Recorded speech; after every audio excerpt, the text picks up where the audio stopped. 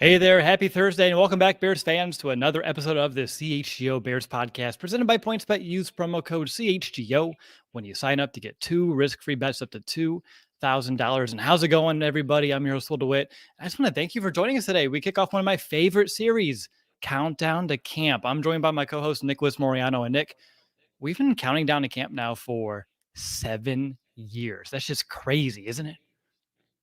And now we're taking it countdown to camp from all the previous podcasts to the CHGO Bears podcast. So I'm glad we got to continue this 7-year segment. Absolutely. I take immense pride in this. Like this, in my humble opinion, the best way for Bears fans to get prepared for training camp. Hell, the Bears told us last year that they had people that they hired in their PR department listen to the series to get caught up on the team. So that's just kind of a snippet of what you have in store here today. We have a ton, and I mean a ton to sift through and not a lot of time. In fact, Nick, you do have one quick update that you want to share before we get started. Yeah, so really quickly, obviously everyone knows about Lamar Soup Campbell being fired recently, and the Bears actually made a new hire in Mike Wiley Jr., and he will join the football operations staff as the director of player development and mental skill. Again, essentially replacing Lamar Soup Campbell's role, who was the vice president of player engagement. He'll report directly to Ryan Poles.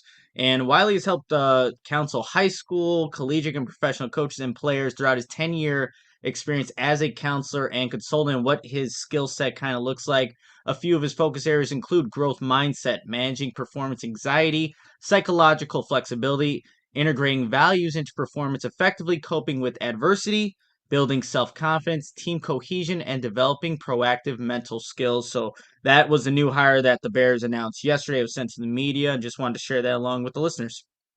Awesome. I appreciate the update as well.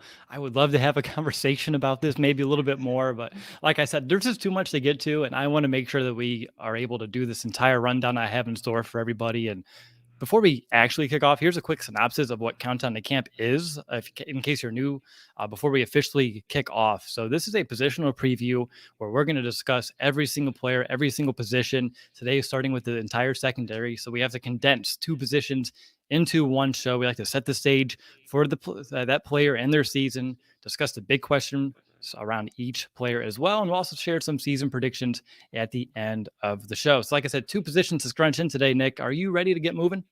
Let's go.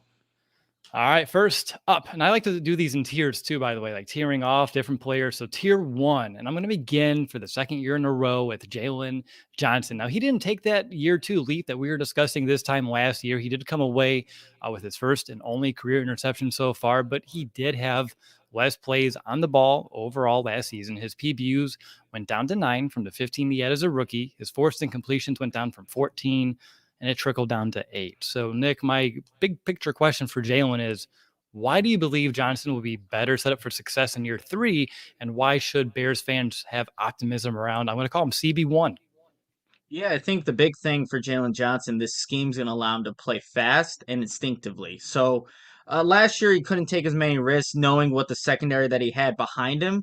And when you're covering and shadowing the number one wide receiver, you got to be very strategic if you are going to take those risks when jumping routes. So with Jaylon Johnson and now an upgraded overall secondary and being in a more simplistic defense, I expect him to show more of those abilities to get his hands on the football or even intercepting it. He has that one career interception against the Bengals, but in this defense, he should just have overall more opportunities. Now, I love when he always point like, oh, that Bengals game was great. In fact, Joe Burrow had a passer rating of 0.0 when he targeted Jaylon Johnson in that game. That's a nugget for my Jaylon Johnson preview article. So I just wanted to share that for everyone here. And like you, Nick, I think schematically this defense is going to cater to his skill sets. Coming out of college, he thrived in his own scheme where he's able to keep his eyes on a quarterback, read, react, and go for a football. And that's what he's going to be asked to do here yet again. And he doesn't have to be that, alpha guy that goes from sideline to sideline, shadowing the number one guy. He should have some more favorable matchups, and we'll see how often quarterbacks want to throw his way and test him. And I just want to see him return to what we saw as a rookie in terms of the ball production. Like if he can get 15 PBUs again this year, I'm happy. But the turnovers, they need to start coming. We need to have those impact plays. The Bears are preaching them this year. We'll see if he kind of reaches that next step and what the Bears are hoping for out of him. Is there anything else on Jaylon before we move on? No, I think the big thing too, maybe staying healthy with the shoulder injury that kind of crept up at the end of the year. So maybe that is something that obviously injuries happen, but if he can play a full season, will that's definitely going to do good things for him in terms of production and what you want to see out of him in year three.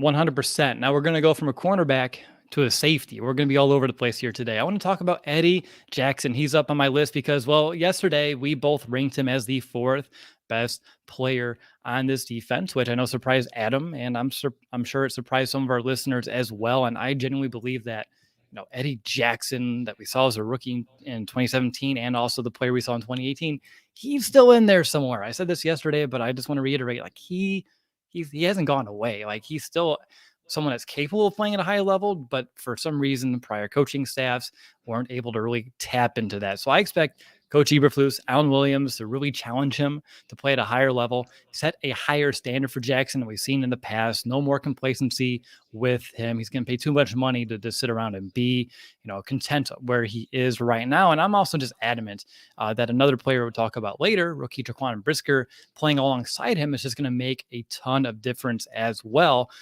And now, of course, maybe we need to check ourselves a bit. I can't, and neither, anyone can really bank on all of this happening, but I do have hope. So much, has changed around Jackson over the years. And I think this year it looks to be better. So, Nick, I just want to know, like, what are the realistic chances of, say, Eddie Jackson returning to 80% of the player that he once was? I think we'd accept that. We'd take that. Like, what are the chances of that actually happening?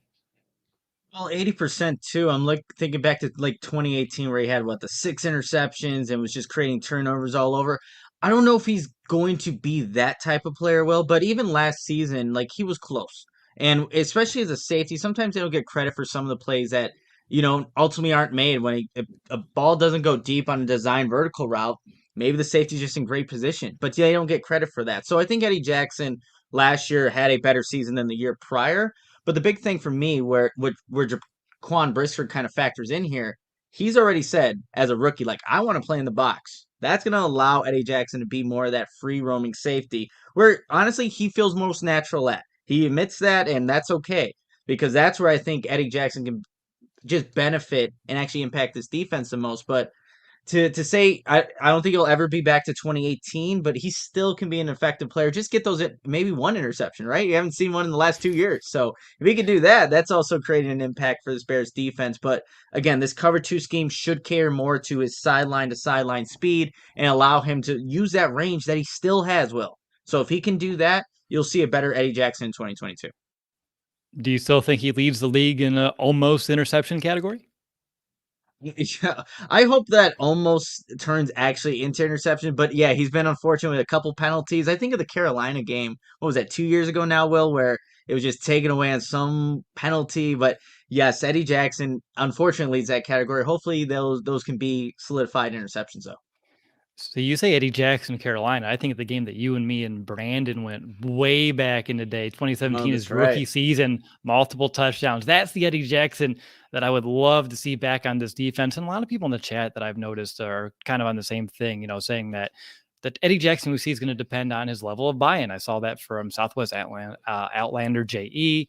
Hmm. Hendrick said that the Nagy regime allowed him to after Fangio left, allowed Eddie Jackson to play a little lazy. I agree. We've talked about that in the show as well. So everyone seems to be in the same kind of category and boat that we are with Eddie Jackson heading into this season. So let's get to talk about some rookies now. I'm excited to jump right in there, and we're going to play this dancing game back to cornerback over to Kyler Gordon, the first rookie in this first tier, this upper echelon that we're talking about right now.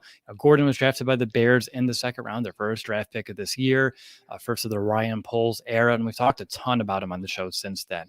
I know I'm personally super excited to see what kind of rookie season that he's going to be able to put together. He's full of potential in all of his area of his game, and honestly where he needs improvement in terms of like reading, reacting a little quicker, trusting his instincts, that's all coachable. So that's what gets me even more excited about the potential for Gordon to be an impact player sooner rather than later. But I did say in my preview on him on allchgo.com, like, hey, like we should probably go into the season just expecting some highs, some lows. Rookie cornerbacks tend to have it very tough in this league, and I would expect Johnson to have his fair share of growing pains. But what do you think we're going to see more out of Gordon this season? Are we going to see more highs, or are we going to see more lows? Is it just going to be somewhere neutral?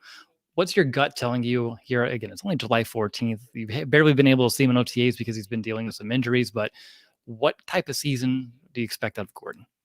Well, he definitely has the potential to have more highs on this season. Just from what I've seen in a small sample size in OTAs, that body control, athleticism, quickness, burst, all the characteristics you want to see in OTAs and minicamp. And that's what Eberflus was even saying. Like, we want to see the body control.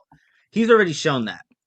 And he's already created some turnovers alongside with all that body control and the athleticism. And I think for Kyler Gordon, the one thing that we have to be mindful of on the very first practice we were able to see him, he got a cramp, and since that very first practice, he's been in and out of the lineup in terms of actually practicing, and you just don't want that to be an indication of what may come this season. He is very athletic. He's going to put his body in positions that maybe seem weird to us. But he's about, he has that kung fu and ballerina background, that competitive dance background, that he can do that, but you're also putting your body in weird positions. So hopefully he can just have a healthy season. Well, I think regardless of what the production is, usually second year or second round cornerbacks in their first year don't get a ton of interceptions. That's usually the history on them. That's all right. If Kyler Gordon can just if he can play a full season, well, I think you're going to see a lot of highs in what he can potentially do later on in his career. If he gets a pick six and he dances in the end zone, and I call him a ballerina, is that too much? Oh, where's Adam? He's gonna be like, oh, show's over. He's probably listening and like, I'm off. I'm on vacation, and he's gonna go, back on the course and regret ever tuning into this show. But come on, I'm gonna bring some of the dad jokes. That one is not planned. You said ballerina, and I was like, I can work with that, and There you go. that I did. Zach asked me if I can do a comparison of how other rookie DBs have done the scheme in the past. I'm noting this. I think that would be a great exercise for me to do, and I'll report back to you later, Zach. Thanks for the idea.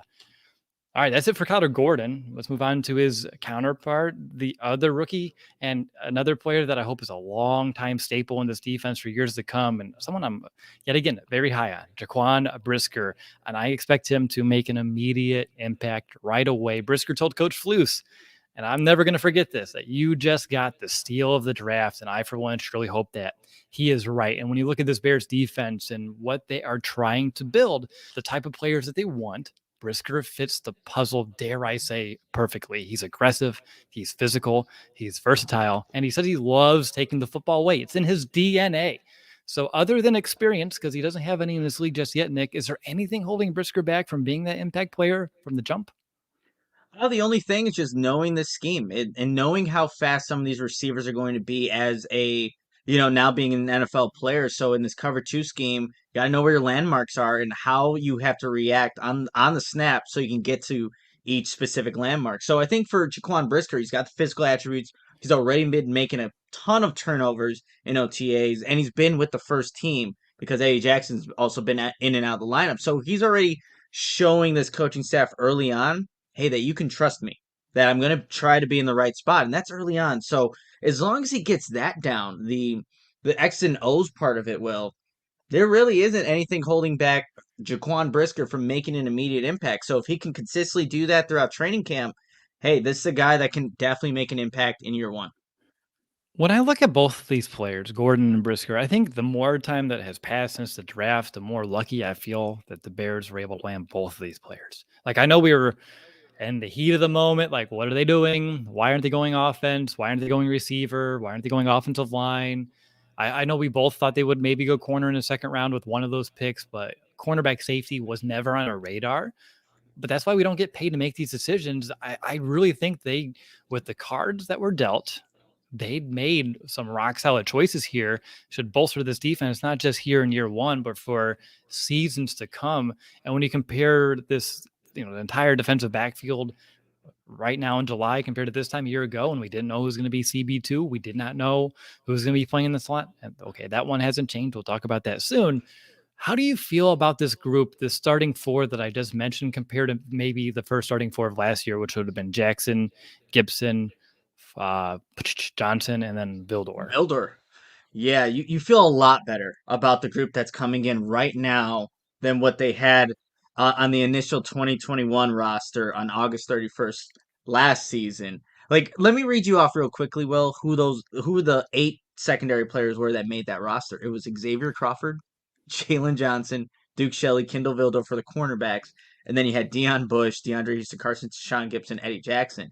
We didn't even mention the other guys yet that are in the other tiers, but man, just the 4 that we just talked about, you feel so much better about the secondary and the just limiting those big plays that happen consistently throughout the 2021 season. So, like you, I liked Ryan Poles' process. He trusted his board and went with players that can make an impact in year one.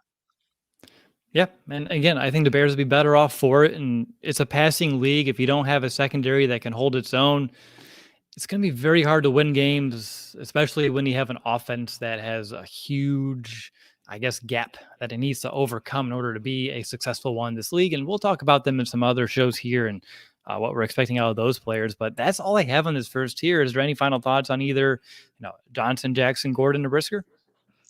I see Nomad's comment. Going to find out pretty quickly just how rare Kyler Gordon is. I have such high expectations for Kyler Gordon and what he can become in this league. The athleticism shows, and in this defense, I think he's gonna have a lot of opportunities to showcase his abilities. But really like him, just Kyler Gordon so far, even though limited, very limited. I'm really looking forward to seeing what he can do in this league this season and for the rest of the time he's with the Bears. And let's be clear here. If he struggles as a rookie, it doesn't mean he's a bust. Like, it does happen. And if he plays really well as a rookie, like, he can unfortunately be surpassed by some of his peers in his draft class. Like, just looking at Jaylon Johnson, like his rookie season, like he turned some heads and people are like, oh wow, the Bears got a steal, which I still think they did. I mocked him to the Bears. I'm a big fan of Jaylon Johnson. But you had AJ Terrell, who was drafted ahead of him. You have Trevon Diggs, who was drafted one slot behind him. And the first year, Jaylon had them both beat. But AJ Terrell really turned things around last year for the Falcons. And then Trevon Diggs again led the league in interceptions in year 2, and he was drafted in the second round. So there is a potential for a big jump from year 1 to year 2. So if Gordon's not playing at a high enough level that, as a listener, you would expect right away, like, take a breath, be patient. Like, sometimes things do take time, and cornerbacks in this league are one of those things. All Mm-hmm. right. Well, that's going to do it for the first here. Up next, we're going to talk about this slot battle. And I'm really excited to get Nick's thoughts about who's going to become this nickel corner on this defense, a super important position. And I have some good nuggets about what happened in Indianapolis, how that may help us figure out who will win this battle. But first, I want to let you know that the best way that you can support CHGO is to download the PointsBet app and use the code CHGO when you sign up. And if you do that right now, you get 2 risk-free bets up to $2,000, but that's not it. If you make a $50 or more first-time deposit, you'll receive a free CHGO membership, which unlocks all of our web content.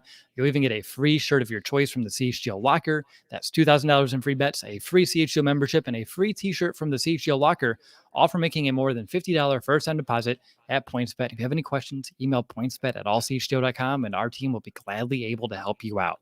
Your home for live in-play betting just got even better. See an edge in the game that you're watching? Is your favorite team primed for a comeback? Don't just watch the game, bet along with it live. More live betting, more live markets, and faster live cash outs. Follow along with your bets the moment they hit and stay in the live action all game long. So download the PointsBet app right now and use that promo code CHGO. What are you waiting for? It's time to elevate your live betting game. Once the game starts, don't just bet, live your bet life with PointsBet.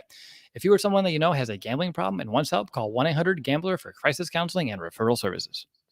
All right, you guys, you already know our next partner. You've heard me talk about him a million times now. It's Athletic Greens. With 1 scoop of Athletic Greens, you are absorbing 75 high quality vitamins, minerals, whole food source superfoods, probiotics, and adaptogens to help start your day off right.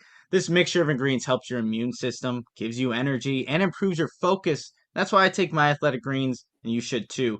What's awesome about this product is that it costs less than a cup of coffee a day. Also, it helps support better sleep quality and recovery, which we all definitely need. Right now, it's time to reclaim your health and arm your immune system with convenient daily nutrition. All you have to do is put 1 scoop in a cup of water every day. That's it. I think we can all do that, and you can take your Athletic Greens and feel better for it. No need for a million different pills and supplements to look out for your health. And to make it easy, Athletic Greens is going to give you a free 1 year supply of immune supporting vitamin D. It's 365 days, you guys. That's what a year is, if you didn't know. And 5 free travel packs with your first purchase. All you have to do is visit athleticgreens.com/CHGO Bears. Again, that is athleticgreens.com/CHGO Bears to take ownership over your health and pick up the ultimate daily nutrition insurance. Great stuff there, Nick. You're listening to the CHGO Bears podcast. This is our first installment of Countdown to Camp as we inch closer to Chicago Bears training camp. Just a little over a week and a half away, which is super duper exciting for me. It's one of my favorite times of the year. I'm your host, DeWitt, joined by Nicholas Moreano. If you're watching us live and you haven't yet, hit that like button, subscribe to our channel. I would love to see the thumbs up increase as we go throughout this show. Very much appreciated by both of us here as we continue our preview of the Chicago Bears defensive backs. And now it's time to talk about the nickel corner spot. And I'm going to call it the slot battle. I don't know. Slot battle just sounds more fun than the battle for nickel corner. And it's easier to say. I'm going to give you the lay of the land, Nick, and then we're going to have a discussion. So we have Thomas Graham Jr. He's a second-year player out of Oregon who shined in his limited time last year. Some fun nuggets on him real quick. He forced an incompletion on 40% of the balls thrown his way. That was the best of any player in the entire NFL that saw double-digit targets. He was just making plays on the ball consistently. But again, super small sample size. And then you have Tavon Young, the former highest paid nickel corner in the league. Since then, he's dealt with a barrage of injuries. It's kind of derailed his career. Maybe that's good news for Chicago. He can have a fresh start here, stay healthy. He was revered in Baltimore as a great teammate, a tremendous leader in the locker room. And again, they saw a really good product on the field. And that's the reason why they made him the highest paid nickel corner at one time. And then there's Duke Shelley. Do I need to get into it there? I don't think so. I think we all know, but he is in that contention for the slot battle there, Will. Now, my other question, as we set the stage, is there anyone else in actual real contention, or is it just these three? Like, I look and I see Dane Cruikshank, who has a lot of experience. I know he's technically a safety. Same thing with rookie Elijah Hicks. I just don't know if I can translate them over to this battle right now, just given like what the Bears have shown you in OTAs and what you've reported back to me. Yeah, more so they would probably be considered like that big dime package or the big Hmm. nickel where an additional DB. But in terms of that nickel cornerback, that third corner on the field, the three guys, Graham, Young, and Duke Shelley, will be the ones really competing for that nickel cornerback spot. All right, and this is a keynote. So I went back and I was very impressed by what the Colts were able to do with this position. And I know we've talked about how important it is, but I don't know if I actually put it in this context. So Eberflus in Indianapolis last year had Kenny Moore as their nickel cornerback. Nick, did you know that he was the third on the team with 102 tackles? And that number also led all corners in the NFL last year by a solid chunk. You know what? Well, I didn't know that, but it doesn't surprise me. I was watching highlights on Good Morning Football of him. They highlighted Kenny Moore, and the dude was taking one-on-one Derrick Henry and taking him to the ground. Like this guy is a physical and he's smaller, but that number doesn't surprise me because of the player that he is. Yeah, and he's a really good player. And obviously, the guys that we listed, Tavon Young at one point, maybe could be talked in the Hmm. same category. He's never had that many tackles. He's a different style, played in a different defense, different responsibilities in his time in Baltimore. But in this defense, I think that shows me how important it is in terms of the slot corner being someone who's always around the football, whether it's against the run, whether it's catching up to people after, catches were made, even if it's not their guy. Like you have to be a very active contributor in this defense. And Kenny Moore was an undrafted player that in Indianapolis was able to develop into like a Pro Bowl level talent. So just because these names may not impress you today, okay, Duke Shelley, I don't know if he can be that guy. I'm going to be honest right now, but there's a chance that we can develop one of these guys. But when you look at Thomas Graham, Young, I'll throw Shelley in here one more time. Like this is gonna be a fun battle to watch throughout camp. Who's lining up where? How many reps are they getting? And just kind of seeing how that changes as the days go on, heading into preseason games and so on. But who do you think wins? Lay it all out there. Gut feeling as of today. Who week one is your starting nickel corner? Right now, I have to go with Thomas Graham Jr. He's been the guy that's been with the first team reps. He's been consistently getting those. And right now, Tavon Young, who I thought was going to be the first person in contention to win this job, really he's been repping with the reserves. It seems like it's a slower ramp up period for him to kind of get acquainted to this defense, and maybe that changes during training camp. But all I'll say is this: whoever ends up winning the slot corner battle, they just need to be in a simple terms a dog.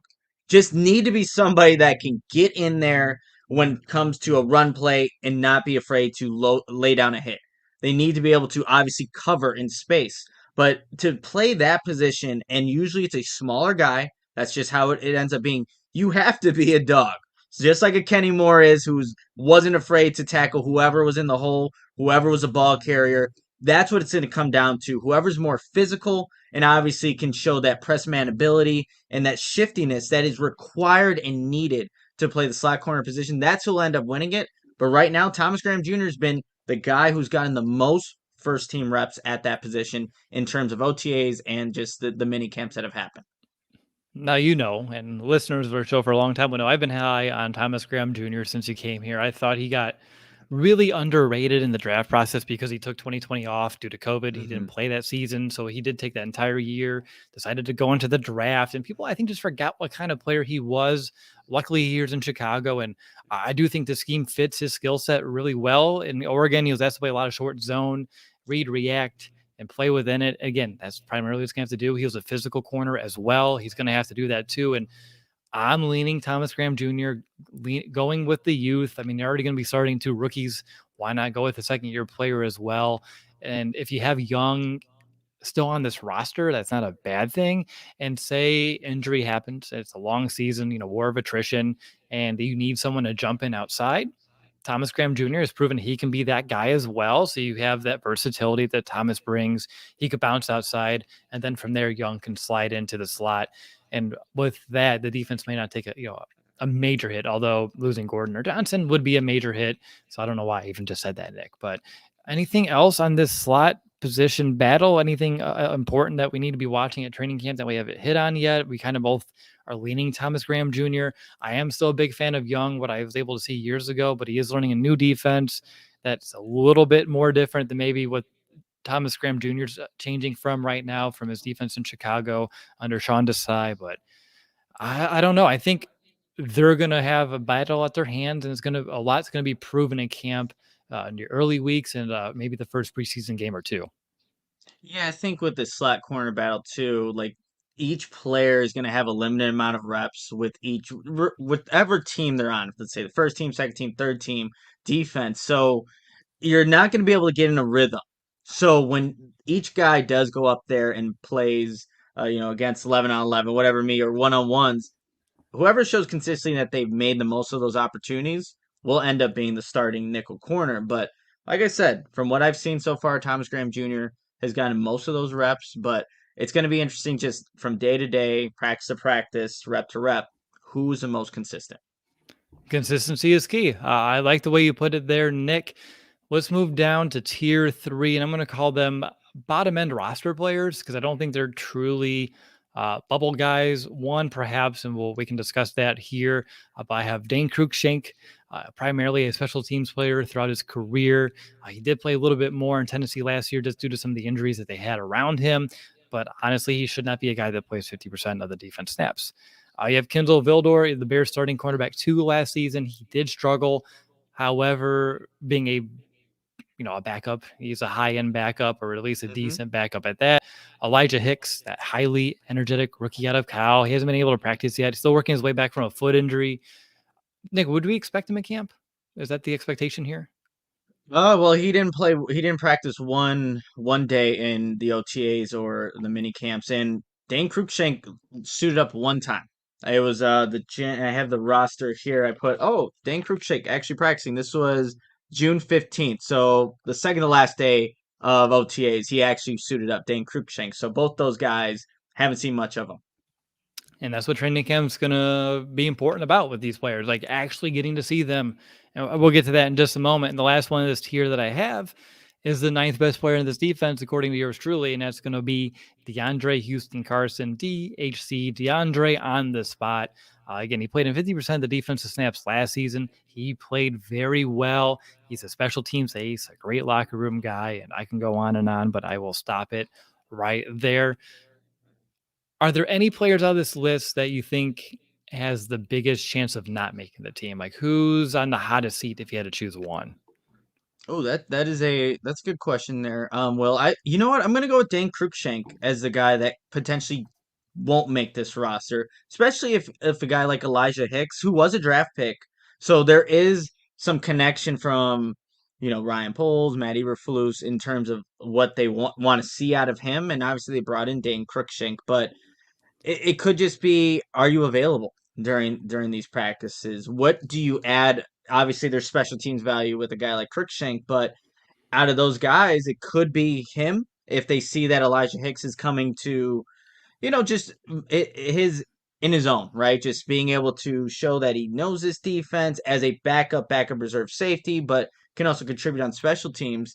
And I know, like with a guy like Duke Shelley, a lot of people are, down on him, but still, he does provide some versatility. He did play the outside a little bit. He can obviously play primarily on the inside. But if we're looking at somebody that doesn't have a big contract, obviously, Dan Cruikshank could be a guy that maybe just doesn't make the 53. Yeah, I mean that's quite possible. His contract's minimal. It's not anything that the Bears would, be kicking themselves in the butt about after the fact. Like, oh, we wasted a couple $100,000. Now, to me, that sounds like a lot of money, but to No. them, it's like pennies on a typical human dollar. When you mentioned Duke Shelley, and I know I've kind of, dissed him off and on, and that goes back to a few years with us. If you remember his little Instagram clip of us saying he won't be a starter as a rookie, and he Yeah. wasn't, but he threw that on his profile, and that was a tremendous for us. But I will give him the benefit of the doubt that there could be more that we haven't seen yet, only because, especially, I think hindsight puts it in even a stronger perspective. That coaching staff over the last couple of years in Chicago couldn't develop squat. Like they could not develop players. It doesn't matter if they were on offense or defense. It just wasn't there. They weren't good teachers. They weren't good developers. Like there was just something there. There was a reason why the Bears couldn't get better with some of the young talent that they kept bringing in that we at the time were pretty high on. And so with guys like Kendall Vildor, Duke Shelley, as much as they've, made me rip out multiple hairs from my head in the past, I'm going to give them, when I get to training camp, somewhat of a clean slate to prove me wrong, show me how you've grown, how you can develop, and how you're going to fit with what the Bears are building now. And the NFL is like, what have you done for me lately? I'll give them that chance here this offseason, this preseason to show that they can be more effective players than we've seen. Obviously, with the additions, they'll be in the backup role. But if they need to be thrown in, I want to feel comfortable with that. And they can show us that in this training camp. Outside of things like that, like what's on your watch list? Because like I know we always like talking about that each and every year. Like, okay, when we're at training camp and we have our notepads out, what are we watching for and things of that nature? It's like out of this bottom end group, like what do you want to see or what's on your mind? Like what questions do you want answered? Well, for me, I look at a guy like Kendall Vildor who did play that starting role, and that was outside, I think, of his capabilities at that time. So, what can he? You mentioned reserve role. That's what he'll be in now. How does he perform doing that? Because I still think if you have a Kendall Vildor on your roster as a backup, that's a player that you want to have there. Still developing, can play on special teams, just somebody that, yes, you're not going to feel the most comfortable out there if he's consistently the number two corner on the outside. That's just not the case. Not right now, at least. But how does he perform in these one-on-ones when he's asked to play with the second team? Or you know what? Well, like he was starting out there at the first team reps. Kyler Gordon wasn't out there, right? Because he was in and out of the lineup. So when it comes to training camp week one, and I tweet out that, hey, it's Jaylon Johnson and Kendall Vildor, it's not going to be a huge surprise, but how long can he hold on to that job before Kyler Gordon showcases what he's capable of? So just seeing his growth process in now this regime, that's what I'm curious to see in a guy like Kendall Vilder, because I remember talking to his DB coaches, and there's a lot of upside for a guy out of the Georgia Southern. So just seeing how he takes this approach now that there is a young guy coming in for his job. I think for Vildor, one of the areas of improvement, and I know is an area coming out of college that people were wanting to see him get better at, would be tackling, being a more willing tackler, not watching the tackle happen in front of you. Like get in there, get active, try to take the football out, do something. Like I want to see him, play with a little bit more of a chip on his shoulder, a little bit more aggressively. But I do remember we had some interviews. Like we were bringing on people that were covering all this specific draft class here, and I forgot the name of who we brought on, but I remember them talking highly of Vildor and how well he fit, like the coverage that they did there and a lot of zone, his ability to close in zone. And I know the Bears didn't ask him to do a lot of that last year. So maybe he is another player that hasn't been put in his best position to succeed. And we'll see with this new vision that the Bears have on defense, how he exactly fits. But like you said, like he's someone that should be around and gives you, some confidence as a backup. Like, okay, at least if he's in, like we know he's not going to be the worst in the league kind of guy, but also like, he's a vulnerability out there and hopefully the surrounding cast can kind of help make up for that as well. When I'm looking at this group, well, first and foremost, come day one, is Elijah Hicks active? Like that, that's the first one I want to see, especially when the pads come on, because sometimes with these borderline guys who are still kind of coming back from injury, like when the pads are off, like they're a participant, they're out there, but then when the pads come on after a few days, then they kind of take that reserve role and they're not going to try to push it too much, which I understand. But those are some things with Hicks. I want to see like how ready is he now? Because if he's not, he's probably destined for the practice squad. If he's active and he's able to show his skill set in practice and preseason games, I think he can easily make a case to make this roster. When I look at Dane Cruikshank on defense, I want to see how they're utilizing him. Is he playing, like a typical, deep safety? Is he in the box? Is he lined up in the slot as that bigger defender, lining up against tight ends, bigger bodied receivers? Like, how do the Bears deploy him and want to see him, test him in these practices? Because that'll give us a good idea of exactly the role that they would envision him having throughout the season. And then just like Shelley and Vildor and, what are they going to be able to do in terms of improvement and show us why they should still retain on this roster? And then DeAndre Houston Carson, I don't really have anything. I just know what to expect from him at this point. Anything else You from you? know, Yeah, I like that. I think too, just seeing where these guys and how they fit on special teams can also show an indication of like, okay, maybe they're not obviously not going to start on defense, but we have a place for them on special teams. That can also be an indication like, hey, you might make this roster, right? Another thing too is like with each given day, some of these players can move up in terms of what team they're playing, the first team, second team, third team. How does that fluctuate? Well, if a guy consistently has a couple bad practices, does he move down? And we'll see that I think periodically throughout the training camp process. So just keeping an eye on where each of these guys are at and how they're performing obviously is something just to note each and every day because that will let the coaching staff will tell you where they're playing will be an indication of how, maybe their status is for making this team. For sure. I saw that comment from Nomad about, Hicks making plays. I agree. Like, I think when healthy, like this kid's a playmaker, like without question. I saw the other one though earlier. I didn't see it until after I stopped talking and handed the floor over to Nick about Fielder should see some action at slot and outside unless he shows improvement in tackling. If we go back earlier in this conversation about how important the nickel corner is in terms of like being around the football, making tackles in this defense, I don't know if they want to put Vildor playing on the inside until he kind of shows that he's capable of that. And I haven't seen that too much over 2 seasons so far. All right, so that's it for our first three tiers. Believe it or not, there's a fourth tier. There are more players that we're going to at least bring up in previous years. Maybe we get a little deeper, but our show structure is a little bit different. But we'll still give them a brief discussion. But first, Nick, I know you have a message for our listeners that I'm just eager to hear. Yes, Chicago sports fans, which is hopefully everybody in this chat and everyone that listens to the CHGO Bears podcast, your home for the best Chicago sports coverage is partnering with a leader in sports merchandise and collectibles. Ooh, who could this be? CHGO has teamed up with FOCO to secure your access to the best collectibles and gear around. Whether it's Bears, Cubs, White Sox, Blackhawks, Bulls, FOCO will have something for you, your kid, a friend, or a loved one.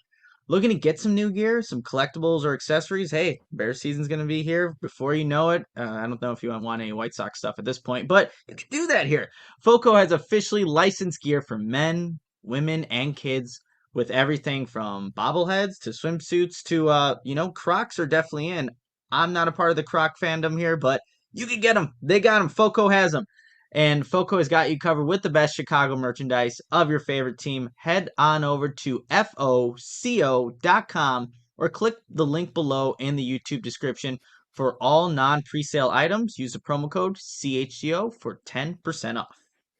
Why do I have a feeling by the end of training camp you're gonna be walking around the Crocs at Halas Hall? I Nope, just nope, nope, nope. Not gonna happen, Will. Sorry. I can't. I look, I get it. So my friend Ben is what? I think he wears like a size 14 shoe. He has a pair of Crocs. I put my size 10 foot in there, plenty of space, but really comfortable. It's just not my thing. Just not my thing with the Crocs. Do you own my Crocs, Will? I don't. We bought AJ a pair 2 months ago, and he thought they were so weird. He's like, I don't want them, but he liked that they had like a splash paint look at them, and Yeah. now it's the only thing he wants to wear. It's crazy. Hmm. Like he bought in 100%, And so did but Sarah, our producer for the show. Love me some good Crocs. So look, and we have some commenters here. Crocs. Crocs What and did Sal? stash. Oh God. I wonder if I'm Yes. gonna rock the stash look at training camp. I don't know if I think I have to with Crocs apparently, but yeah, that's a thing. What do you think about this little You chin like thing it? I'm It looks doing? yeah, it looks good, Will. Like yeah, like the little chin strap there. I've tried It's it once something. and yeah, it just wasn't my thing. Yeah, I don't know. That's again, shame on me for trying to trim my own beard. Do you think I learned after like 4 years of doing this thing? Because every time you see Will Babyface, you just know an accident happened in front of the Something mirror. happened. Yep, something happened. He tried a little too cute, hard to get a little too cute there. Before we actually jump into this final tier, just because again, we're not going to get into it too deep, and then we have some superlatives that I want to end the show with. I did see on your sign, and I saw on Twitter, and I think I saw on Facebook too today. Like it is a very special birthday for you. Do you want to give the shout out? I don't think it makes sense for me to do it. Hey, Stephanie, my girlfriend, would have appreciated it too, Will, but girlfriend turned 26 today. I'll see her later. We're gonna go actually look at some apartments too, so that'll be fun. But just want to say happy birthday, and I hope you're having a great day. She said she was watching. She's working from home today, so happy birthday, babe. Well, happy birthday. I almost like followed up into Babe as well, like for some reason, but happy birthday, Steph. Uh, I'm just rolling with it. Like, yeah, happy birthday, Babe. We'll move on. But no, happy birthday, Steph. But dude, apartment hunting, I am so excited for you. That's a great. Yeah, it's gonna be an adventure. So we have like 20 places saved. So it'll be a process here while training camp's going on, but it'll be fun. No, that's something every podcast now. I'm like, how's the apartment hunt? How's the apartment hunt? Until you sign a lease. And then I will release you from that daily barrage of questioning. All right, no more dancing around because it's tier four. This is known as the fourth tier. Other names to know. I'm just giving you the rest of the DBs on the rosters. We have Michael Joseph. He's been around here for a couple of years now. You know, the kid from Dubuque. You have Lamar Jackson. He's a 2-year veteran. Bo Pete Keys, a 3-year vet who, interestingly, was a 7th-round pick by Kansas City when Ryan Poles was there. And then he also spent some time in Indianapolis. So he has multiple connections to this Bears team. He's known for being a long, lanky, fast cornerback. Then you have Greg Stroman Jr., a 4-year veteran who played very well 4 years back now, or 3 years back in Washington, his rookie season. Then he had back-to-back season-ending injuries, and then that just got him off track, and he was unable to really find a home. Last year, he's into Chicago to try to find a third chance almost here. And then you have Jason Stanley, another 2-year veteran. Then we have a handful of undrafted free agents too to keep in mind. AJ Thomas from Western Michigan, Jaylon Jones from Mississippi, Ali Green the fourth from Missouri, which I'm a fourth in my name. So way to go, Ali. And then we have John Alexander, the UWFA out of Charlotte. Is there anyone actually, on this here worth keeping in mind when we're at camp? Every single year when we get to the section, at least with this Bears secondary for the past few years, there are legitimate names just because of the lack of talent that the Bears have had. But unlike, say, last year, the year before, I get to decide. I'm like, you guys don't have much of a chance here. These are camp bodies and potential, almost like a tryout basis for the practice squad. Yeah, no, the guy that I'm keeping an eye on is Ali Green the fourth. A bigger corner, 6'3", 203 pounds. He's been making some plays in these OTAs, these mini camp practices, and I asked Steve Berflus about him, like, hey, what do you know about Ali Green? And that was like him being stumped and looking at his roster sheet like 31, who's that? That's because Oh, that that was was the Ali gift. Green. That was the gift. That was Allie Green. So he's someone that I spoke with on the side. I spoke to James Rowe, the Bears DBs coach. Like, how is he doing? What are you seeing from him? He's like, and he likes everything he's seen so far.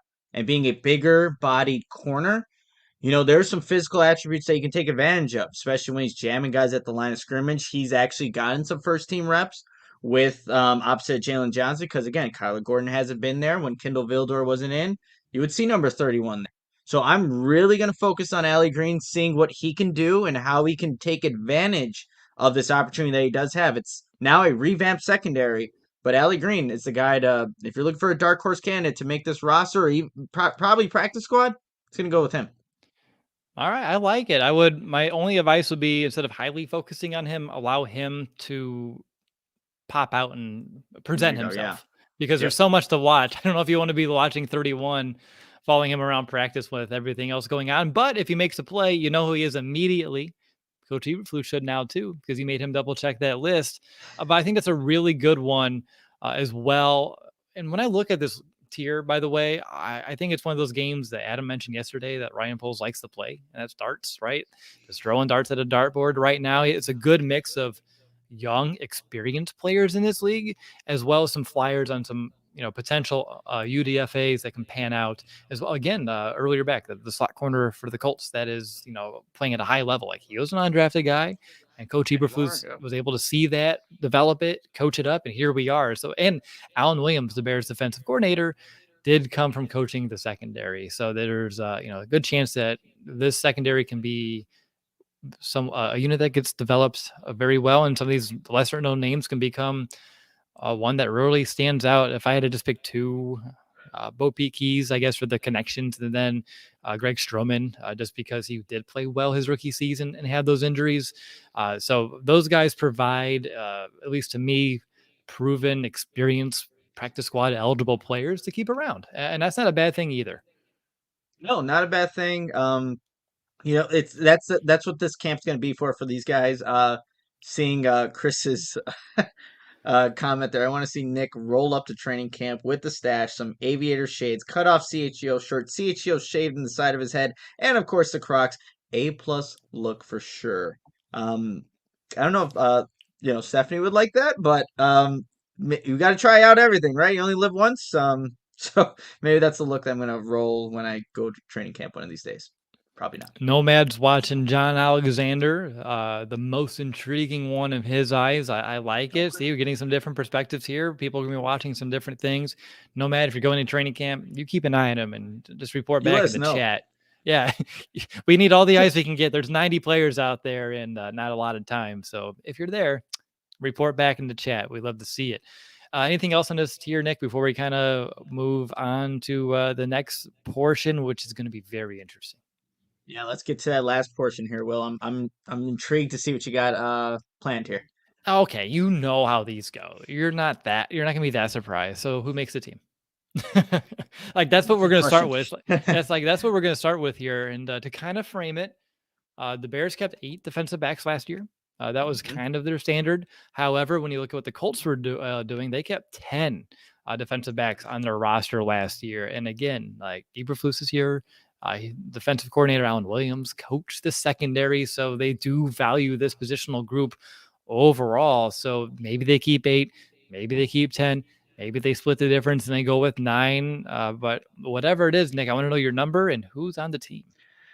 Man, I had a tough time with this part, Will. But I have 8 total DBs making it, and I'll go with my corners first: Jaylon Johnson, Kyler Gordon, Thomas Graham Jr., Kindle Vildor, Tavon Young as the corners, and then the safeties: Eddie Jackson, Jaquan Brisker, DHC, and Dane Cruikshank.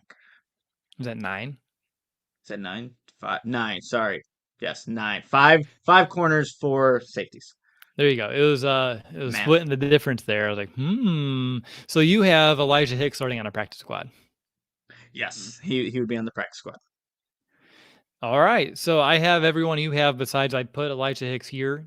And I put a little star next to him. It says, if healthy to start camp and plays well in the preseason. And that way, if you can't stash him, they will find a spot for him on this roster. He can be an immediate special teams contributor.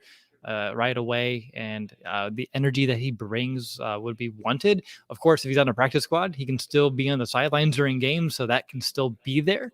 But really, to me, if he makes the team or not will depend on his health, because I do believe he has the potential to make enough noise that the Bears will be worried about trying to stash him, whether him clearing waivers or maybe after a week or two getting poached from the practice squad, unless they protect him to another team. And I know Ryan Poles, being a first-year general manager, losing a draft pick because they got poached off of your practice squad would be a definite blow to just his overall yearly success, as he's kind of measuring up on how he did in year one. So I have Elijah Hicks making it with that disclaimer. All right, so that was simple. I didn't have to list off a whole group of names. So no Duke Shelley, huh? Uh, do I not have Duke Shelley on here? Wow. I mean, if there's going to be a room for 10, he would be the 10th guy. Like how Eberflus had the 10 in Indianapolis. But I need to see what Tavon Young's about still. Like I said, he's been with the reserves, and if he can show that, if well, for one, if he's not consistently practicing or whatever it may be, then there could be a spot for him. But on this initial uh go with the roster, I don't have him making All right. Now let's do some fun little games here, and we'll start with over under, one of a classic here throughout our countdown to camp series over the past at least few years since we've implemented this section at the end of the show. So I have 3 over unders for us today, as well as some other fun things afterwards. So my first one is 3.5 interceptions for Jaylon Johnson. Again, only 1 in 2 seasons. Maybe I set this bar a little too high to make this a good debate, but you can prove me wrong, Nick. Are you going to take the over or under on 3.5 interceptions for JJ? JJ, what are you doing this season, JJ? He's going to be in the defense. It's going to give him more opportunities. Will it's just tough whether or not he's going to fully execute these plays. Being optimistic here, I'll go over. It's going to be four to go over on the interceptions, but I'm like saying that hesitantly. Okay. Well, if you didn't do it, I was. So I'll play devil's advocate and I'll say he's gonna get a lot of PBUs, and they're gonna know like, oh crap, Jaylon is on it this year. He is flying to the football, and I don't know if I want to throw his way or test him too much. So quarterbacks are gonna kind of shy away from him, test the rookies, the slot position a little bit more. So maybe those chances won't be all too abundant. So he'll settle at 3, which is still technically 3 times more than he's ever put together in one season. And I'll call that a victory. Sticking with the Jaylon, though, how about 15 and a half pass breakups for him? Again, 15 was his rookie mark, 9 last year. Can he get more than he did in his debut season? I'm taking the over here. I'm going to say he gets 17 PBUs this season. And again, that's why the interceptions go down. He just doesn't complete a few of those. And again, after he starts racking those up early this season, they're gonna like, yeah, now we're gonna look elsewhere. So for me, I'm gonna take the over on the PPUs. How about you, man? Yeah, I think I'm going to go over here too, Will. There are going to be opportunities for some of these offenses. We got to also factor in the pass rush that the Bears have. Maybe these guys don't hit home. Well, some of these DBs in the Bears secondary are going to see more opportunities. And Jaylon Johnson has shown that he can be close in coverage. Now he just needs to obviously get his hand on the ball there. But I'll go over. You said 17. I'll go 16 for Jaylon Johnson here. Real quick, super chat came in from Andrew. What do we think about the new wide receiver in Kale Harry? We talked about him on the top of yesterday's show. However, this is a super chat. We must address it. I thought it was a great low risk, high reward flyer that Ryan Poles did. Again, gave up a 2024 7th rounder for someone of the first round talent. So pretty much, I mean, when do you do that? If you're like, hey, if you can get a first round talent for a 7th round pick 2 years from now, but you can have him today, would you do it?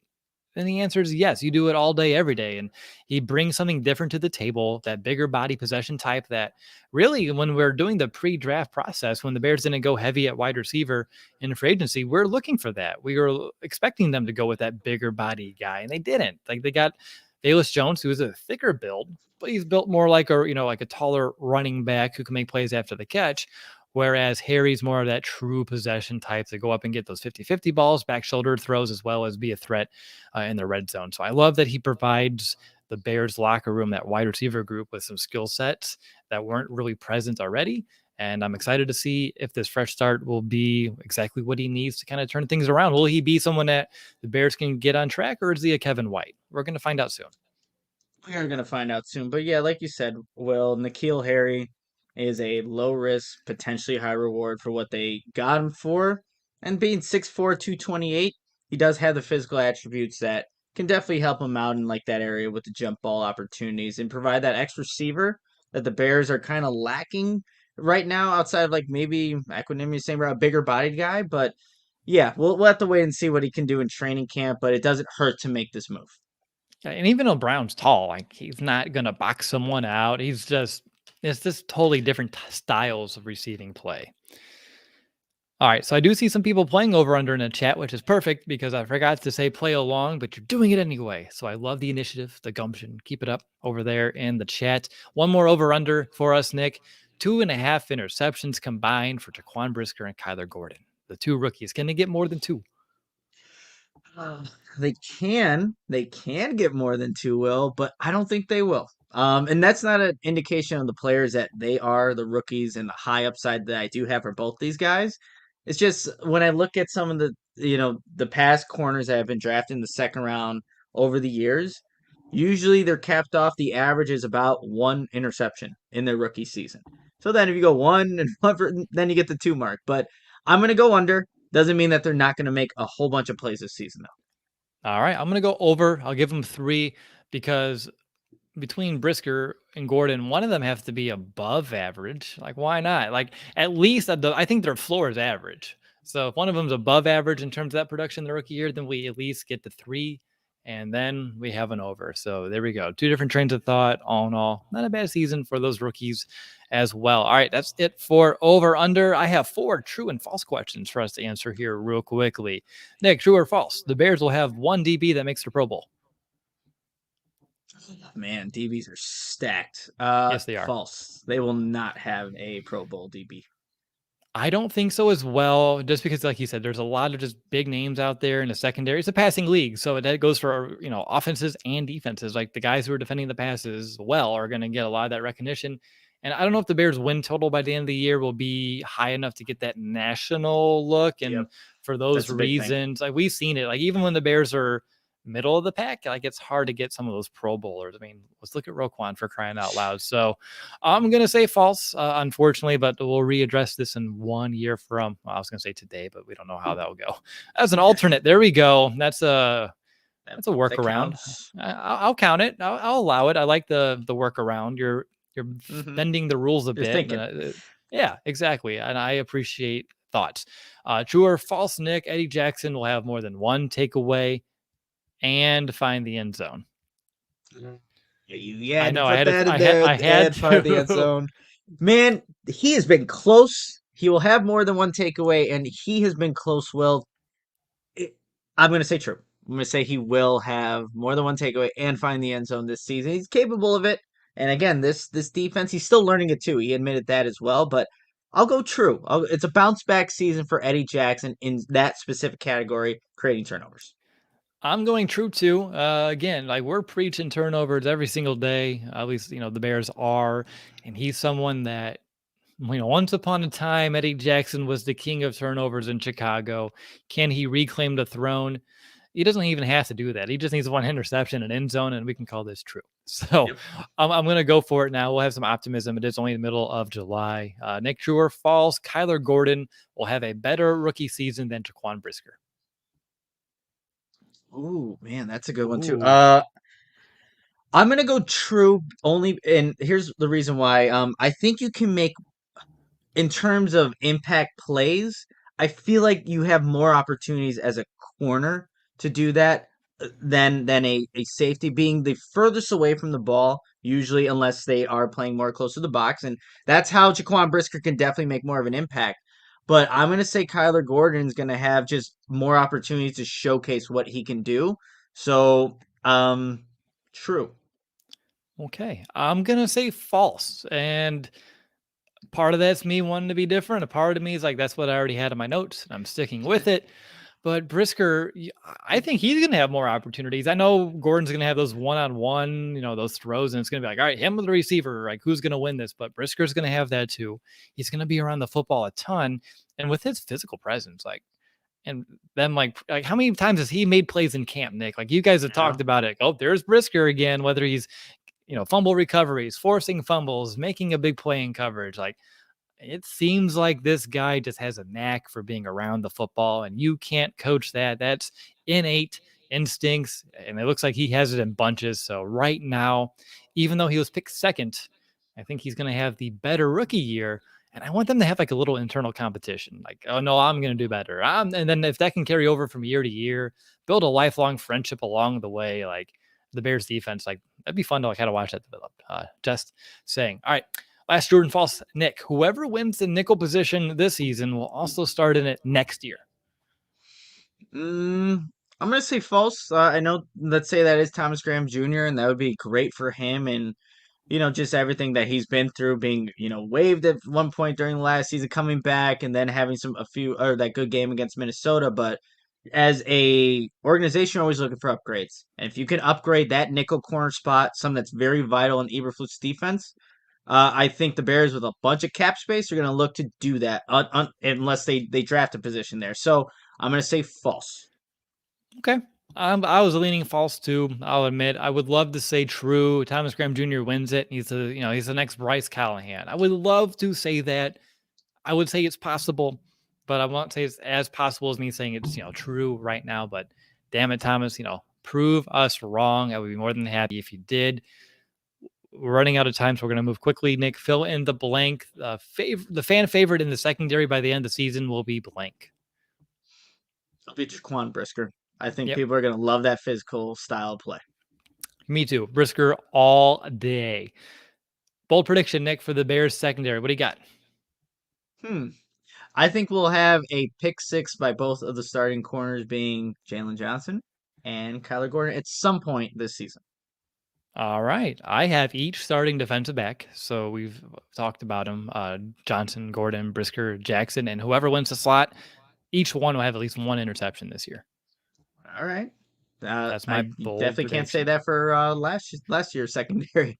Nope. The last 2 years, like I think the Bears only had like less than a handful of interceptions by like the defensive back in general, and Mm-hmm. like 2 years combined. So if they all can come away with one, that's something. All right. Last thing we need to do before we wrap up, Nick, and hopefully you remember what these are. Can you give me your confidence meter at this position? And if you're listening for the to the show and you're like, what the hell is a confidence meter? Well, on our old podcast back in the day, like we used to do a confidence meter around a lot of things and countdown to camps one.